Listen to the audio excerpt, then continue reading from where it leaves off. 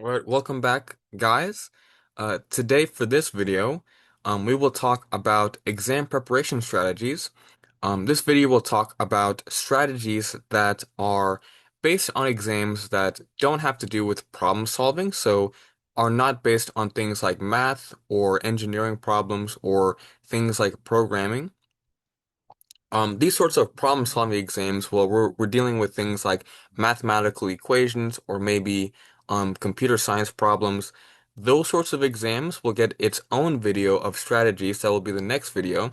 This one will focus on all the other types of exams that you will face. So things like exams that deal with essays, um, strategies for things like history exams, literature, psychology, all those other subjects beyond math and things like programming and engineering. So this is the second video in this series.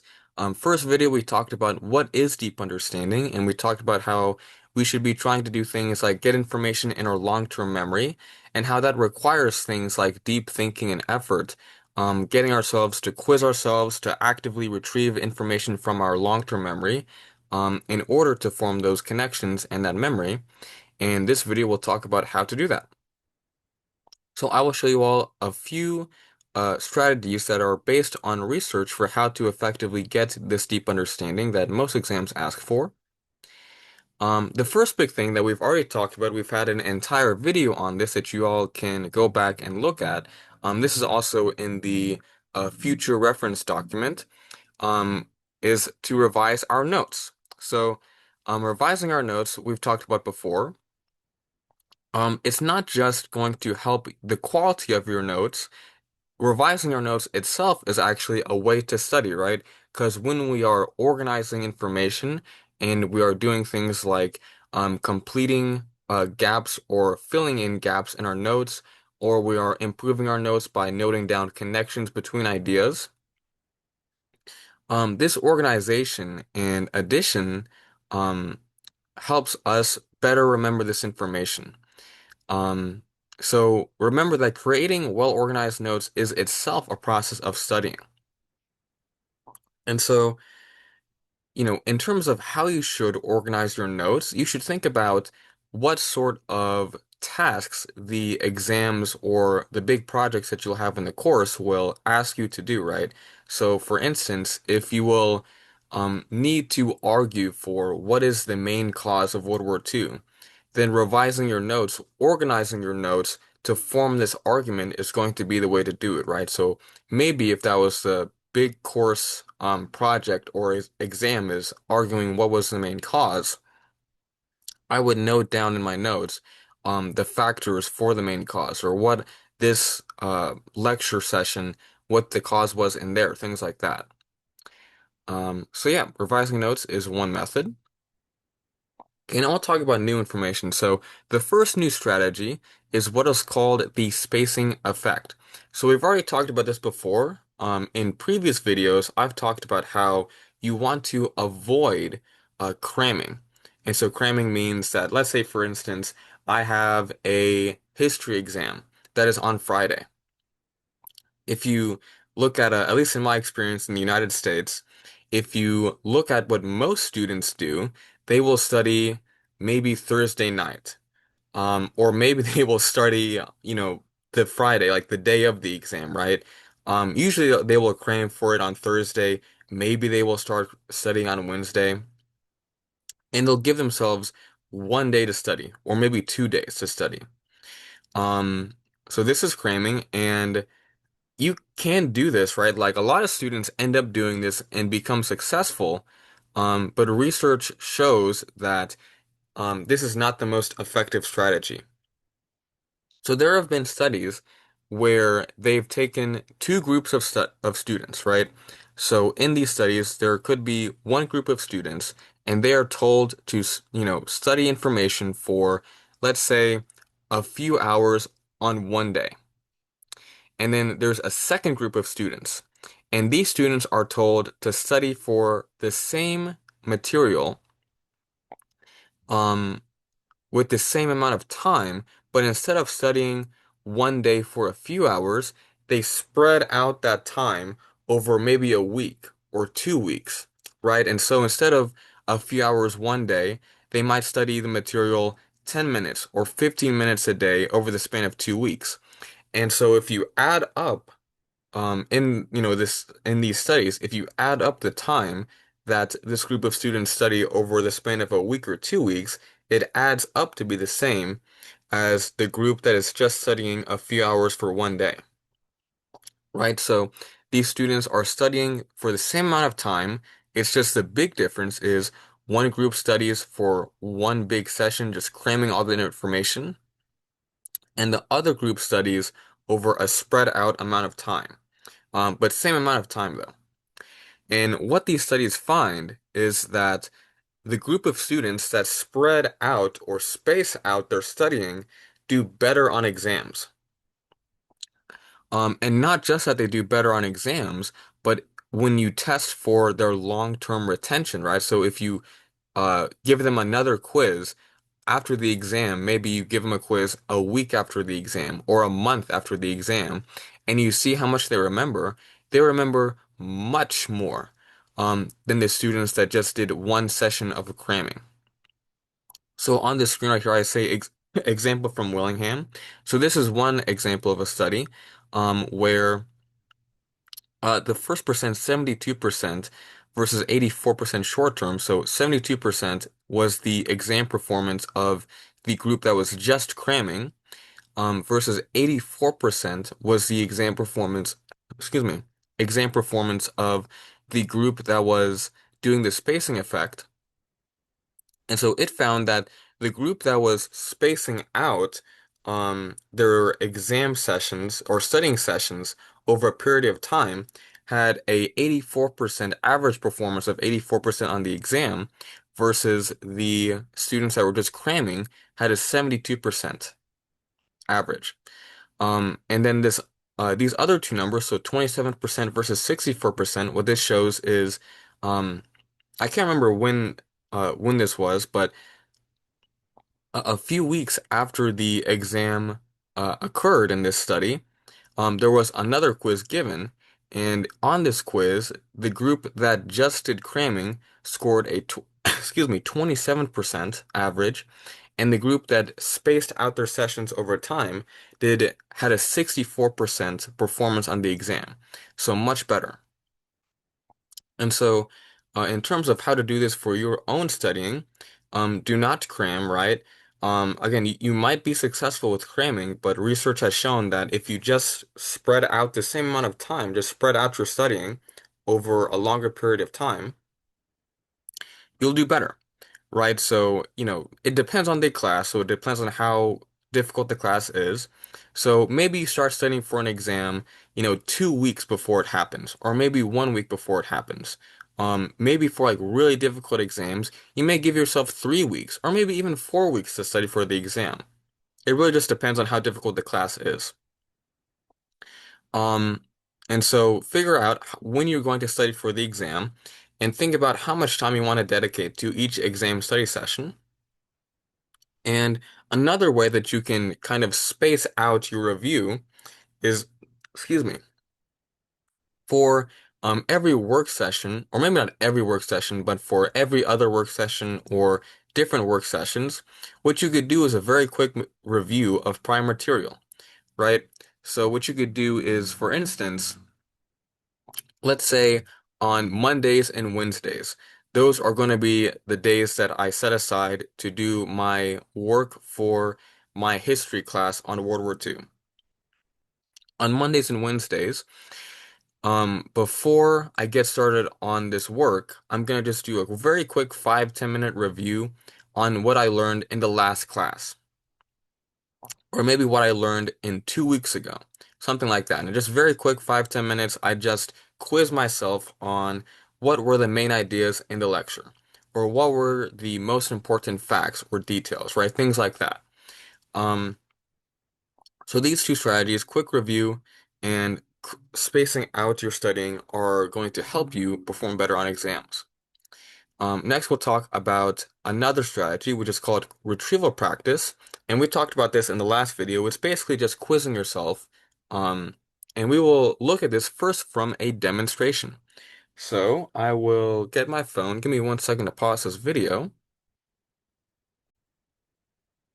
All right, so we're back. So I have a timer that I just got, and we're going to use this timer for a quick little demonstration of this strategy. So what I'm going to do is I will show you guys two lists of words. So in these lists of words, you guys are going to try and memorize as many words as you can. This first list, I will give you 30 seconds, and I just want you to reread them. So just constantly reread these words, and then after these 30 seconds, I will ask you to count how many words you remember, and we'll go from there. So don't pause the video. I'll tell you when to stop, so don't pause.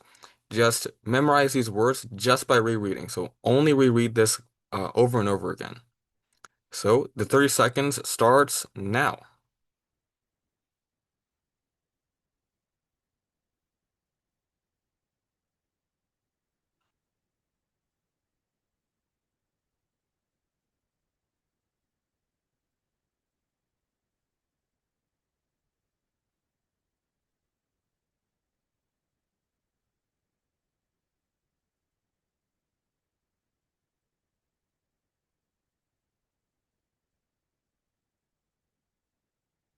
All right, so we're going to stop now.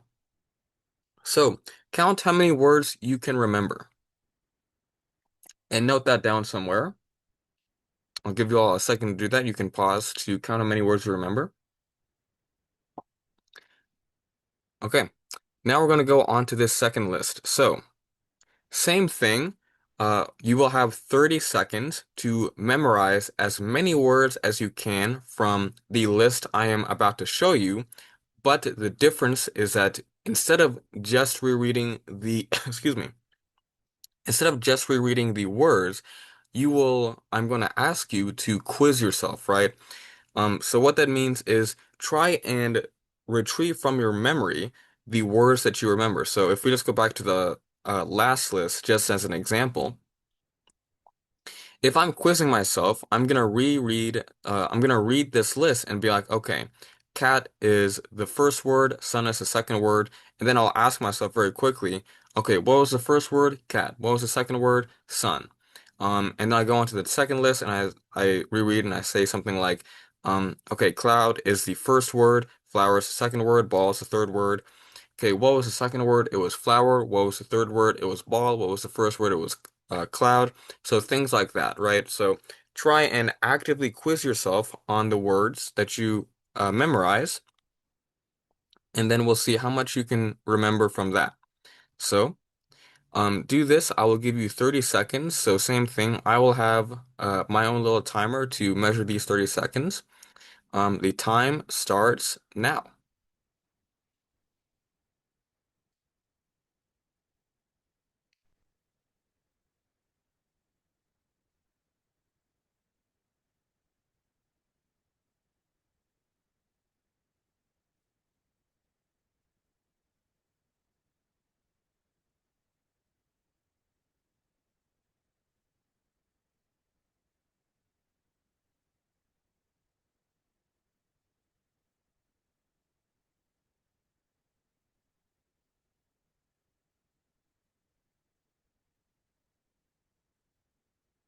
All right, so stop. So now count how many words you can remember from this list of words. So go through, see how many you remember, take a second. You can pause and note down how many you remember.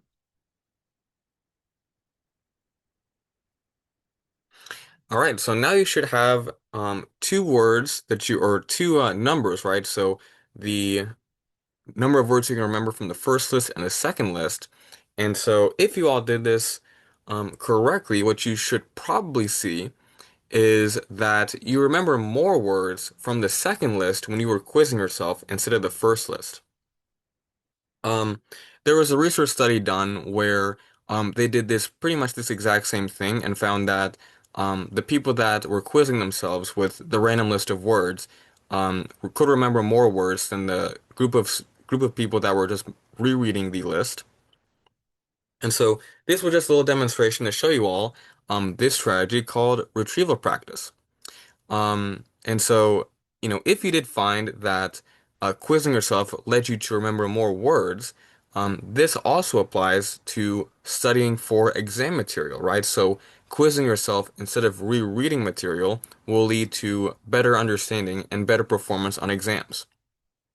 So, what is retrieval practice?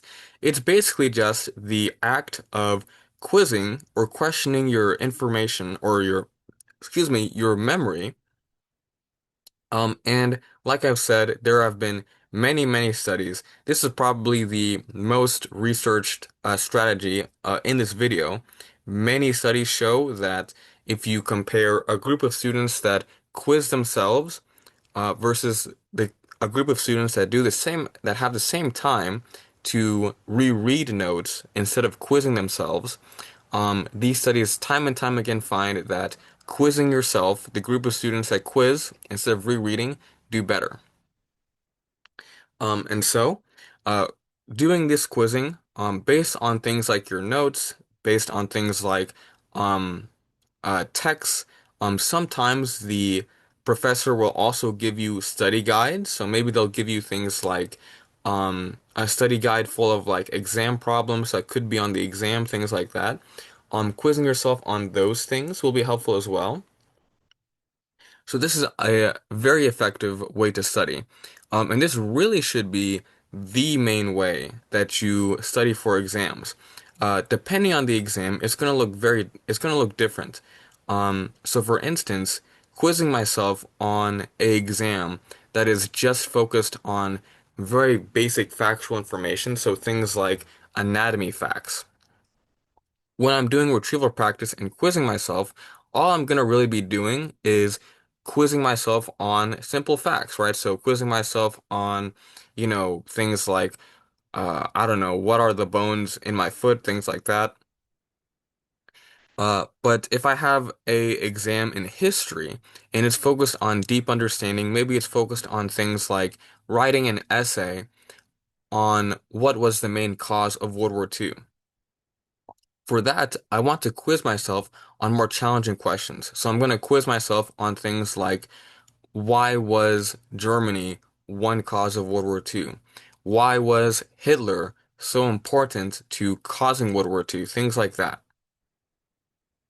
And so what I say here in bold, don't just retrieve factual information, do higher order thinking.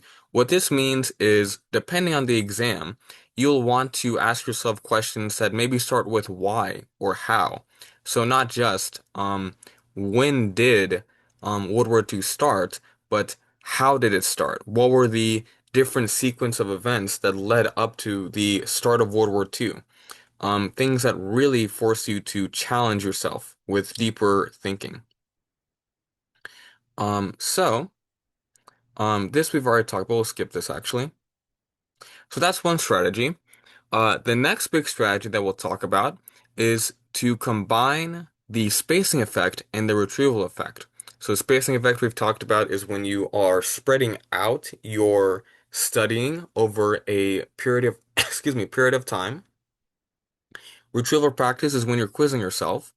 If you combine these strategies, you will be really improving your exam performance. And so there have been some studies that show this, and of these studies, they've shown that there's a very big improvement in performance when students are, instead of cramming, oftentimes instead of cramming and rereading your notes, you're spacing out your studying and quizzing yourself. There's a very big performance boost. And so, one pretty simple way to do this is to make flashcards. And so flashcards, here in the United States, at least, we call them flashcards. Different countries can call them different things, but basically, what a flashcard is this example in this little image. On the front of the card, you may have a question, or maybe instead of a question, maybe you'll have something like a vocabulary word that you need to know the definition of. And then on the back, you will have the answer to the question, or maybe you'll have something like the definition of the vocabulary word, things like that. And so, you can make these flashcards. And the process of making these flashcards itself is a very effective way to study, because when you are thinking about questions and asking yourself questions, that is a way to learn, a way to challenge yourself to be doing deep thinking. But once you have these questions and you have these answers down, then you can use this deck of flashcards to very simply study, right? So you can do what I said before of like maybe just spend 10 minutes a day, just going through the set of flashcards and answering questions from it. And in that way, you can quiz yourself. And another way that you can use these flashcards is when you're using the deck, any sort of flashcard that you get wrong, you can put it into a separate pile.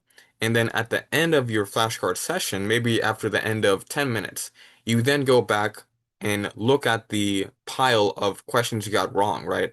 So that way you're getting even more practice on the questions that are most challenging that you're getting incorrect. And another strategy for using flashcards is to try and mix flashcards from different sessions, right? So, for instance, let's say in my class on World War II, we spend the first 3 weeks talking about Germany, and then the next 3 weeks we spend talking about Japan, for example.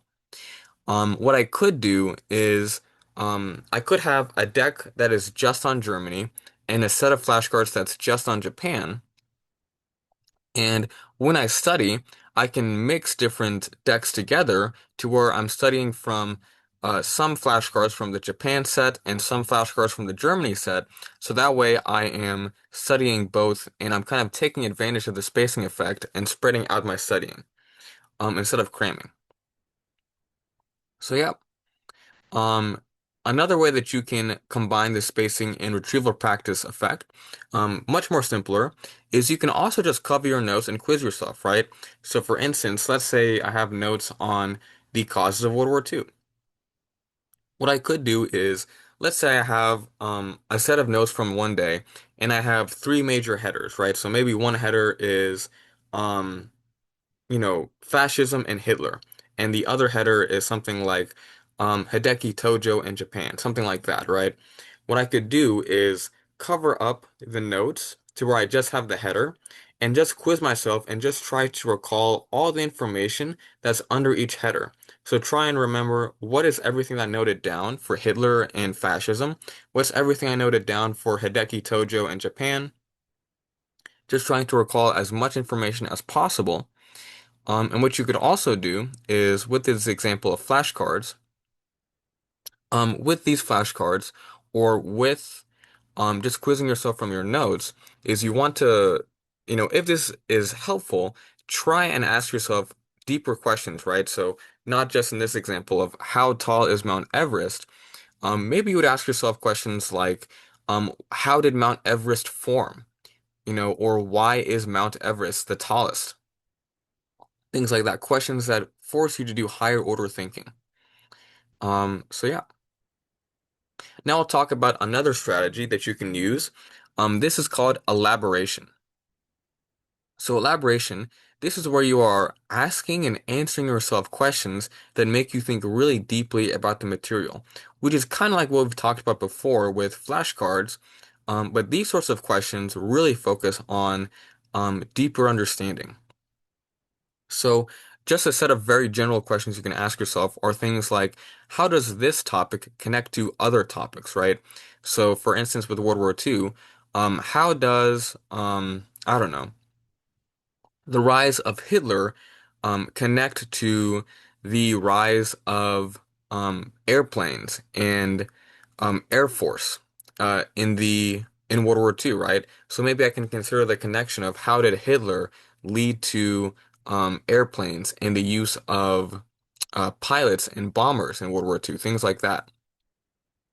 Maybe you can ask yourself questions like, how does this topic relate to what I already know, right? So if I'm thinking about how did Hitler cause World War II, maybe I can relate that knowledge to what I know from World War One and what happened to Germany after World War One.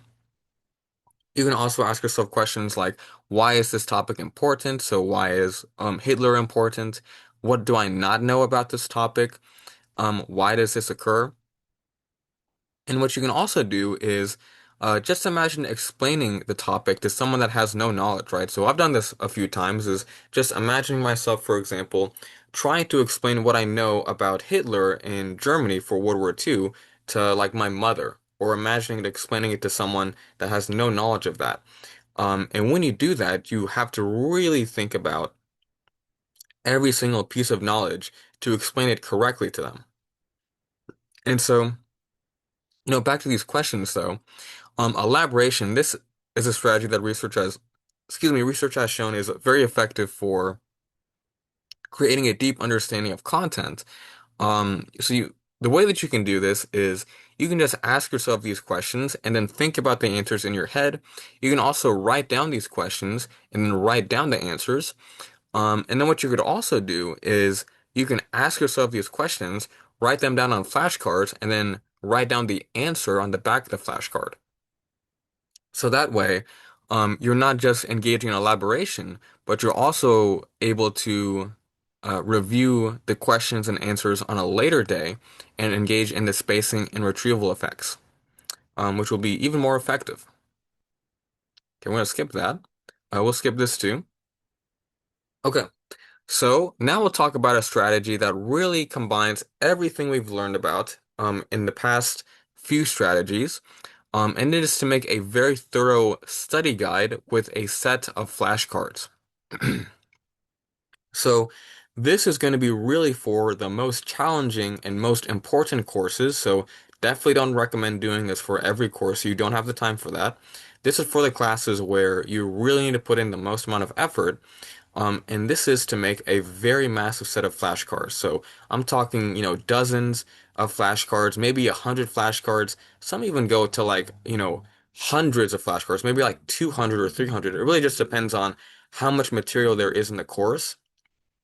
You'll find, for instance, that like, excuse me, if you all ever want to become doctors and go into medicine, there are some courses in medical school where you are asked to memorize just a whole lot, dozens, maybe hundreds of facts about the human body, where literally people in medical school for some of these classes make hundreds of flashcards for a class. And these are flashcards that are based like very simple factual questions like, what is the bone in my foot, something like that, right? So they're very easy questions, but just making, a whole lot of flashcards because they're asked to memorize a whole lot. Um, and so oftentimes in classes, maybe you won't spend, maybe you'll make something like, 30 or 40 or 50 flashcards, or maybe 100. It really just depends on the course. But either way, the big strategy is to make a massive set of flashcards, and I will tell you, how to do this. But the point though is to try and be extremely thorough, to the point that nothing on the exam will surprise you, where you've thought through what could be on the exam. And part of this is thinking about what the professor has prioritized, what the professor says will be on the exam, and also thinking about past exams, right? Things like that if that happens.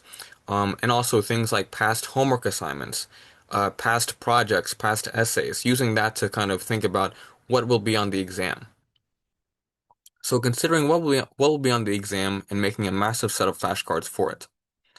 So, I'll go through this very briefly, but this massive set of flashcards really embodies all four of the principles we've talked about for creating deep understanding.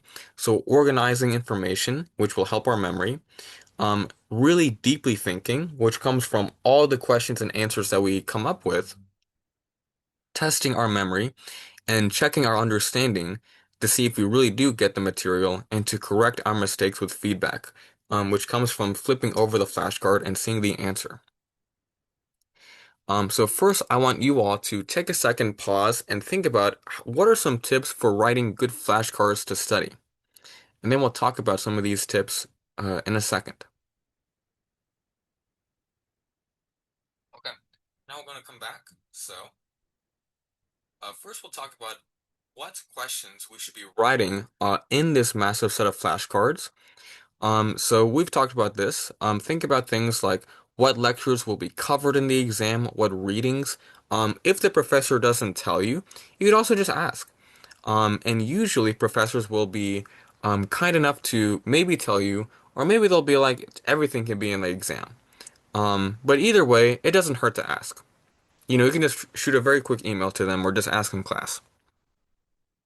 You can also think about if the instructor has talked about the exam. Think about what format the exam will be. So if the exam will be essay questions or one big essay, then you're going to focus much more on deeper understanding, bigger questions that are like why and how questions, maybe questions that focus on like arguments that you can make in essays.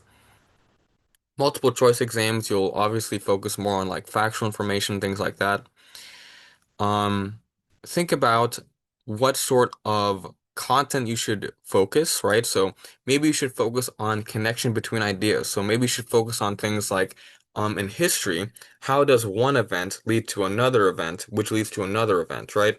Maybe you should focus on arguments, right? So trying to disprove a claim or argue for another idea, things like that. And then other things about the essay or about the exam you should consider too. So how many questions will there be? Will there be time constraints? And so, should you also think about um, preparing for the exam such that you're very quick with recalling the information because the exam requires you to be very quick. Um, and also think about will you have any access to information in the exam? So some exams will let you have a formula sheet. Some exams you will be able to write your own formula sheet. Some exams, in my experience in the United States, they will also let you even have what's called a cheat sheet, where anyone can write one page or maybe two pages, whatever it is, but a page of information about anything, right? So think if that will help you on the exam as well. So based on this, you should then consider what questions for this massive set of flashcards will be most helpful to you. And you can also look at past tests and past exams to consider what will be on the exam, right? And also consider things like, will the exam focus on questions that apply knowledge to different contexts, right? So this is really important for like math exams or like programming exams, where the most challenging questions for like math is when you are asked to apply excuse me, a mathematical process to a different type of problem that you have not seen before. So consider if the exam will ask you to do this and think about how you can get in practice to do that. And in the next video where we're talking about like strategies for math-based exams, we'll talk about how you can do that. Um, and then also just, very simply, does the exam want you to know very big, broad ideas and your understanding of broad ideas, or your ability to memorize many details? And think about how to tailor your questions to that. So some more tips on writing flashcards. Look at your notes and think about the hierarchy of ideas. So the hierarchy of ideas is just the things like that tree diagram where we'll have like one main central idea, then three supporting details, and then many ideas below that. Think of how to write questions that connect between all these different ideas, right? Both within a level and between levels, right? So for instance, in one lecture, maybe in my notes, I look at my notes and I see that there is one major detail, which is on Hitler and his invasion of Poland, right? I might want to look through my notes and ask myself questions that connect these ideas, right? So maybe things like, what date did Hitler invade Poland in World War II? So very simple questions, but also deeper questions like, why was this event significant? And maybe I have in my notes not just a note on Hitler invading Poland, but also maybe I have another note on Hitler and the Holocaust, right? And if I have these two notes, I can think about a question that connects these two notes, right? So, how did the invasion of Poland help lead to the Holocaust? right? Or maybe how did the Holocaust, the very beginning of the Holocaust, help lead to Hitler wanting to invade Poland, right? So just asking questions about these two different notes in my material. Another tip to ask yourself good questions, writing good questions, is to pose questions in both directions. So here's an example that I've written down in the second bullet. You can ask yourself, who were the Axis powers in World War II? And the Axis powers, the answer is Germany, Italy, and Japan. So you can ask this question in one way and ask it in the different way. So Germany, Italy, and Japan were part of what alliance? And the answer is the Axis powers, right? So this is a way to help get a better understanding, a more sturdy knowledge in your memory. Another example, let's say for math, this isn't the best example, but let's say I have to memorize a mathematical equation. This isn't the best example because usually you're not asked to memorize the equations, you're just given a formula sheet, and you can just use a formula sheet. But let's say you for some reason wanted to memorize a mathematical equation. You can ask yourself, what is the first step of the quadratic equation?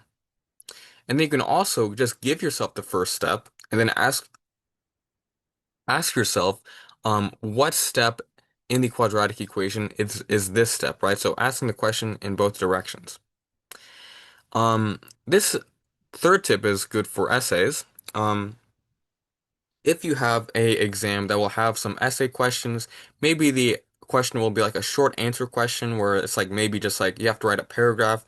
Maybe it will be an entire full-blown essay. But whichever one, if you know the exam has some writing, you can write an in-depth essay question on a flashcard and then write a short outline of how you would answer that essay question instead of writing the full essay, right? So, for instance, let's say my essay is, what was the main cause for World War II? I can have that essay question on one side of the flashcard, and on the back, I can write down an outline for how I could answer that question. Just a very brief outline. And then when I quiz myself, I just retrieve or call my memory on what I would write that outline to be. And then in general, we want to also ask ourselves questions that start with why and how to get a deeper understanding of the material, right? So, why was um, planes and bombers such an important technology in World War II? How did Germany use bombers to a great effectiveness in World War II? Things like that. Um, in terms of how to use these flashcards to test your memory, first, do not only reread the flashcards, right? Make sure that you are also testing yourself. So ask yourself the question on the flashcard and then try to answer it yourself. You also want to try and answer the flashcards in a random order. The reason why is we'll talk about this in the next video, but there's this thing called the interleaving effect. And basically what it means is when you kind of mix up different material from different sessions meaning like different topics in the course, when you mix up different material, you will have a better memory when you study that material in the long term. Research also shows that when you speak out loud or whisper, when you are answering questions, it also helps. I guess, I don't know why. Maybe one reason is because when we are speaking out loud, we are kind of forcing ourselves to be more detailed and elaborate with what we're saying. Another tip is if your answer is lengthy, such as an outline for an essay, you can also imagine that you're trying to explain the material to somebody else, right? So, with my example of why did World War II happen, if I was trying to just quiz myself on this really big essay question, I could just try and imagine myself explaining my essay, my answer to that big essay question to somebody that has no knowledge of World War II. And the reason why this is beneficial is when we are imagining ourselves explaining something, we are forcing ourselves to be very thorough with our explanation, right? We're forcing ourselves to be very exhaustive with how we are explaining information. Another tip is when you answer these questions, try to be as thorough as possible, right? So one way, like what we just talked about, is to imagine teaching somebody else. But in general, just try to be as thorough as possible. What I try to do whenever I study is try to even go beyond the question to answer even more information, right? So, um, trying to connect what I know to like what I already know in past classes, for example. Um, and then the last thing is for every flashcard, look at the correct answer, right? So this is because we want to make sure that we are getting the correct answers or good answers at least. And with the immediate feedback that we get from the flashcards, it will make us, it'll help us correct our mistakes. Okay, so that's pretty much everything for how to study with with this massive set of flashcards. One thing that I do want to say before we get into the next topic, though, is like I've talked about before, in the past video, these strategies, everything that I've just talked about, is what's called a desirable difficulty. So these are strategies that are going to be more difficult, right? So it will be more difficult to quiz yourself with flashcards instead of rereading your notes, but they are still desirable because research has shown that they lead to more learning. And so when you do these strategies of making these flashcards, of instead of cramming, spacing out your studying, things like that, asking yourself deeper questions that focus on why and how. These strategies will be more difficult, but they are desirable because they will lead to more learning and better exam performance. So just remember that, and don't be discouraged when you make mistakes, right? Because there's going to be a much bigger likelihood that you will be making mistakes if you use these strategies versus rereading your notes or copying your notes. But just know that this is going to be more effective for you in the long run. Okay, now we'll talk about overconfidence. I want you all to take a second to pause and think about how you can address being overconfident. Then we'll come back and talk about this. Okay, welcome back. So, we'll now talk about how to address being overconfident because this can sometimes be an issue with exams. So, typically we are way more overconfident than when we should be when we do things like just rereading our notes or copying notes, just because when we don't force ourselves to quiz ourselves and we don't see our gaps in our memory, without seeing our gaps and making these mistakes, we can think that we have a much better knowledge than we actually do. So one way to overcome overconfidence is to actively quiz yourself, right? To do the strategies that we've just talked about with retrieval practice. Because when you actually quiz yourself, you can see that these are the mistakes that I'm making. This is what I need to focus on.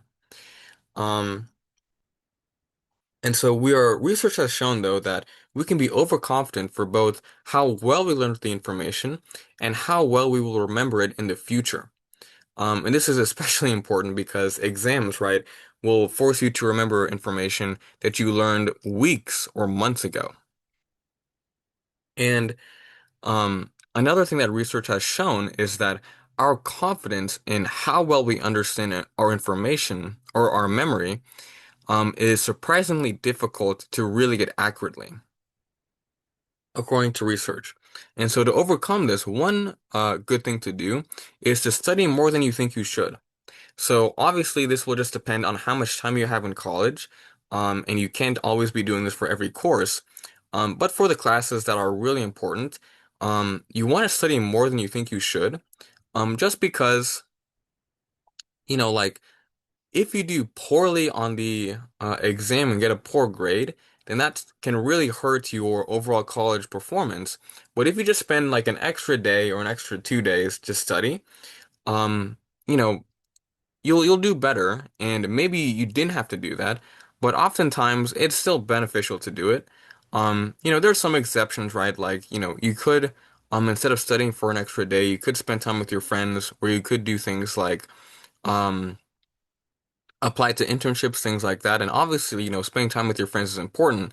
So you want to um try and budget your time in ways that has a balance between work and life, right? But in general, you can try to study more than you think.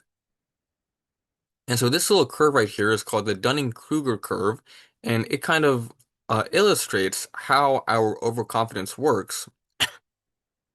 So the y-axis that's vertical up and down shows our level of confidence, and the x-axis horizontal shows how competent or good we are in a specific domain. And what it's showing is that when we are just beginning to learn something, we are very overconfident. And then as we learn more and more, you can see the curve lowers and decreases until we hit a kind of bottom where we are very we lack confidence and we are very insecure about our performance. And then as we grow more, we become more confident, right? So with my example of like teaching, right? So when I was first getting into teaching, I didn't really think about how difficult it would be. And so when I was starting out in my classes, I was very overconfident. I was like, teaching is very simple. It's going to be very easy. Um, and this was when I had no experience, when my competence was basically none. I had zero experience. And my confidence was way up here, and I was very overconfident. And then when I began to learn more and more about teaching and became more experienced, um, my confidence went way lower because I actually understood all of the sort of mistakes I was making and all of the sort of ways that I could fail, and ways that I can improve. And so naturally, just by getting more competence, I saw how much more I could improve. And so my confidence went down way more. And then as I got better and better and gained more experience as a teacher, I gained more confidence because with more experience, you become better at whatever you're doing, and that leads to confidence. And so this example, the Dunning-Kruger curve, also applies to whatever classes you're taking, right? And the main takeaway is that, you can be on different places in this curve, right? So maybe you're at the very beginning where you are very little in your competence, very little experience, and so you're very overconfident, right? So maybe, for example, you are beginning programming for the first time, and you're taking your first programming class, and you might be very overconfident because you don't really know, all the different ways that you can improve in programming. And so you might be very overconfident. Or you could be somewhere in the middle of this curve where you have some competence, you're not an expert though, and so you might be lacking confidence. And you may have some insecurity or some anxiety, that really isn't deserved, right? You might actually be underconfident and should have more confidence, which you really should have. And so we'll talk about in the next week, how to overcome that. Oftentimes people experience this called imposter syndrome, where they are very underconfident or anxious, and we'll talk about how to overcome that. But just know that you can fall on different places in this curve.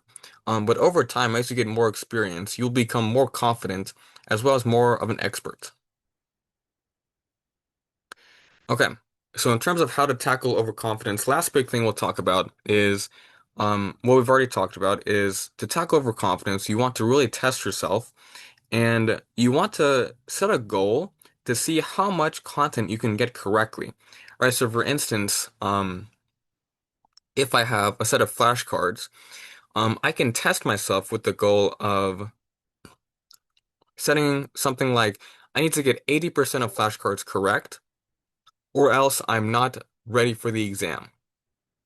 And so maybe I study and I get only 60% of the flashcards correct. Then that is a very clear distinction that shows me that I need to actually study more and that I am not ready for this exam, right? Or maybe I study and I get 90% correct, right? That shows that I am very much ready for the exam. So yeah, other tips for exams. Study groups are helpful, right? So we've talked about study groups before with things like revising our notes. Forming study groups where you have things like very clear roles for what each member is doing in the study group, very clear expectations. You have a set of friends or study members that are high quality, right? Where they are committed to doing well, this will help you with the exam preparation. So maybe you all can help each other making flashcards. Maybe you all can, excuse me, help each other with things like revising your notes, help each other with things like quizzing yourself, things like that. So this will help.